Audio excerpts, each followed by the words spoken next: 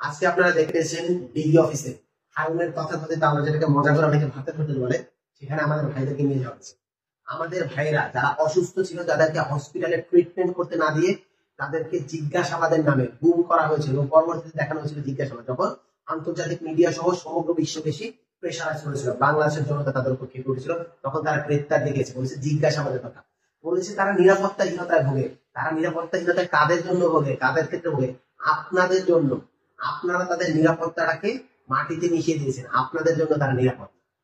তো আজকে দেখা গেল কি, আমার ভাইদেরকে জোরপূর্বক অস্ত্রের ঝনঝনানিতে জোরপূর্বক একটা স্ক্রিপ্টেড জিনিস লিখে দেওয়া হয়েছে এবং সেটাকে বলা হয়েছে, দেখুন আমার ভাইরা স্পষ্ট করে বলে গিয়েছিল আন্দোলন চলবে, যে মাঠে থাকে সেই আন্দোলনের লিডার। বৈষম্য বিরোধী ছাত্র আন্দোলন একটা জিনিস স্পষ্ট করেছে, আমাদের লিডারশিপ অর্গানিক ভাবে গ্রো হবে, কেউ অফিসিয়াল লিডার নাই, যে মাঠে থাকবে, যে কর্মসূচি দিবে, যে এই আন্দোলনটাকে সুন্দরভাবে পরিচালনা করবে, সেই নেতৃত্ব দিয়ে সামনে আমাদের আন্দোলনকে এগিয়ে নিয়ে যাবে। আপনারা এই যে ছোট মানুষ দিয়েছেন তাদের সম্পর্কে আমি কিছু কথা বলতে চাই। শুরুতে বলতে চাই, আমার বড় বোন, আমরা তাকে আয়রন লেডি বলে থাকি মজা করে না, সে সত্যিকার আয়রন লেডি। এই ক্যাম্পাসে যখন সন্ত্রাসী ছাত্রলীগরা মারতো স্টুডেন্ট অ্যাক্টিভিস্টদের, তখন সে বুক চিতিয়ে সেখানে দাঁড়িয়ে থাকতো এবং তাদেরকে উদ্ধার করে নিয়ে আসতো। সে নিজে একাধিকবার ছাত্রলীগের হামলার শিকার হয়েছে নারী হয়ে, তবুও সে কখনো পিছপা হয়নি। সেই আমার বড় বোন নুসরাত তাবাসসুমকে আপনারা চেহারা দেখলে বুঝতে পারবেন কি বিশ্রী লেভেলে নির্যাতন করা হয়েছে, কিন্তু তাকে ছাড়া হয় নাই এবং তার থেকে আস্তে আস্তে জোর করে যে জবানবন্দি দেওয়া হচ্ছে। তারপরে নাহিদ ইসলামের কথা আসতেছে, আপনারা দেখতে পেয়েছেন এই মানুষটাকে কিভাবে টর্চার করা হয়েছে। তাকে যে মারা হয়েছে সেই ডাকগুলো কিন্তু ফেসবুক, ইউটিউব সব জায়গার ভিতরে আন্তর্জাতিক গোটা বিশ্ববাসী দেখেছে তাকে কিভাবে নির্যাতন করা হয়েছে, তবু সে পিছপা হয়নি। তাকে দিয়ে জোরপূর্বক স্টেটমেন্ট আসে। আমি বিশ্বাস করি না আমার বড় ভাই নাহিদ ইসলাম শুধুমাত্র নিজের প্রাণের ভয় তিনি এই স্টেটমেন্ট বদলেছেন।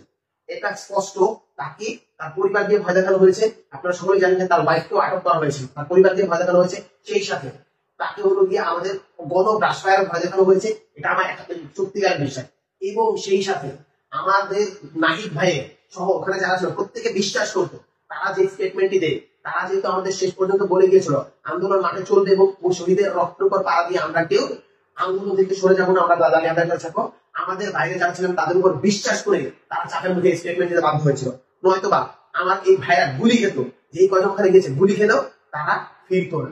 তারা শুধুমাত্র আমাদের কথা চিন্তা করে এবং তাদের ফ্যামিলির কথা চিন্তা করে এই কাজটা করেছে।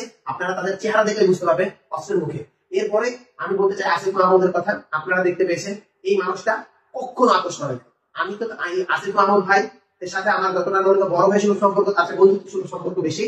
আমরা একসাথে ঘুরতে গিয়েছি, বেড়াতে গেছি, সবসময় হাস্যজ্জ্বল এই মানুষটা যখনই কোনো সত্য এবং মিথ্যার মাঝে পার্থক্য তৈরি হয়েছে সবসময় সত্য জায়গায় নিয়েছে এবং স্ট্যান্ডলি একদম দাঁড়িয়ে ছিল কঠোরভাবে। আবু বকর মজুমদারকে আমরা দেখেছি, আপনার আসিফ মাহমুদকে দেখেছেন যে তাকে বারবার ইনজেক্ট করে তাকে বারবার বুকারে দেওয়া হচ্ছিল এবং বলা হচ্ছিল অজ্ঞান করে ফেলা হচ্ছিল, তবুও সে কিন্তু তার স্ট্যান্ড পাল্টায় না। সে একদম যখনই সুযোগ পেয়েছে সে তখনই কঠোরভাবে আবার সে আন্দোলনে ফিরে এসেছে। আবু বকর মজুমদার তাকে গুম করা ছিল, অন্ধকার ফেলে রাখা হয়েছিল সে সকালে। আমার বড় ভাই সার্জিস আলম, যাকে নিয়ে অনেকে সমালোচনা করছেন ছাত্রলীগ হিসেবে, সেই কিন্তু আজকে ইশারা দিয়ে দেখিয়ে দিয়েছিল যে গুলির সম্মুখে তাদেরকে এই নির্যাতন করা হচ্ছে। সার্জিস আলম ছাত্রলীগ কেউ থাকলেই সে খারাপ মানুষ হয়ে যায় এই জিনিস এখন না, সে কিন্তু আজকের দিনের গুলি করা ছাত্রলীগ না, যারা শিক্ষার্থীদের মুখে তারা না। সে ছাত্রলীগে আমি দেখেছি ছাত্রলীগ থেকে পদত্যাগ করার পর থেকে প্রায় প্রতিদিন সে ছাত্রলীগের কর্মকাণ্ডের সমালোচনা করতো, সরকারি কর্মকাণ্ডের সমালোচনা করতো এবং যৌক্তিক সমালোচনা করতো। সে একদম খুবই ভালো মানের ডিবেটর, খুবই ভালো মানের লেখক। আপনারা যদি তার আইডিতে যান আপনারা দেখতে পাবেন আজকে তার যে স্ট্যান্ড, এই জিনিসটা নতুন না। সে অনেক আগে থেকেই বৈষম্যের বিরুদ্ধে কথা বলে, সে অনেক আগে থেকে অন্যায়ের বিরুদ্ধে কথা বলে। আপনারা যে গুজবটা একটা ছড়িয়ে দিয়েছে নানাবিধ ভাবে, আমরা বলবো সেখান থেকে সতর্ক হন, আপনারা এমন কিছু ছড়াবেন না। বৈষম্য বিরোধী ছাত্র আন্দোলনের প্রত্যেকটা সমন্বয়, এক একটা মিসাইল, এক একটা বারুদ, এক একটা বজ্রকণ্ঠের মতো অভিযোগ, তারা কখনো অন্যায়ের কাছে মাথা নত করে না। আপনারা তো হাসনাত আব্দুল্লাহকে চেনেন। হাসনাত আব্দুল্লাহ সেই হাসনাত আব্দুল্লাহ যে ঢাকা বিশ্ববিদ্যালয়ের রেজিস্ট্রার বিল্ডিং এ যখন হলো গিয়ে সমস্যা হয়, সেই সমস্যা একা হাতে সমাধান করার জন্য অনশনে বসেছিল। আমি এবং আমার বন্ধু হাসিব আল ইসলাম সারা রাত সেখানে দাঁড়িয়েছিলাম।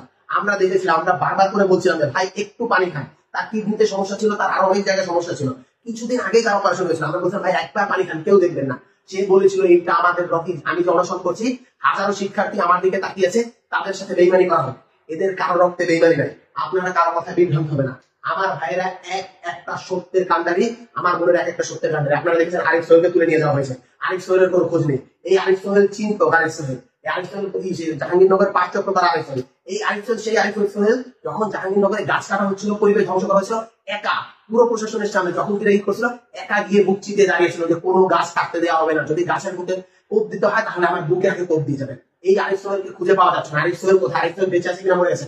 আরিফ সোহেলের বাবা মা কান্নাকাটি করতেছে, আরিফ সোহেলকে ফিরিয়ে দিতে হবে। আরিফ সোহেলের জন্য জাহাঙ্গীরনগর সম্পূর্ণ বাংলাদেশ কান্না করতেছে, আরিফ সোহেলের খোঁজ নেই।